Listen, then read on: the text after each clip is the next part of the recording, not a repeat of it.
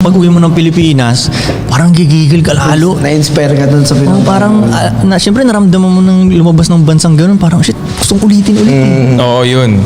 Sabi ko nga nun, nung travel ako nun sa LA, parang sabi ko, gusto kong ulit-ulitin to. Magagawa ko lang ng parang maliit yung mundo kapag marami kang pera.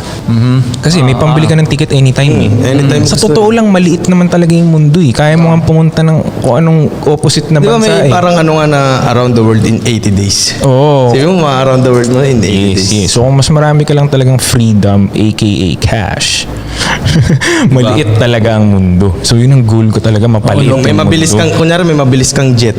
Puta, saglit lang lalo. Diba? Isipin mo yung level of wealth mo pag may private jet ka. Maliit talaga ng mundo. Saglit mo lang maiikot Maliit talaga. talaga. Yun yung goal. Yun talaga yung gusto ko ma-experience palalim. Pero tingnan nyo ang ganda ng setup natin, Koy. Kasi pwede kang mag-travel tapos related pa rin sa career mo.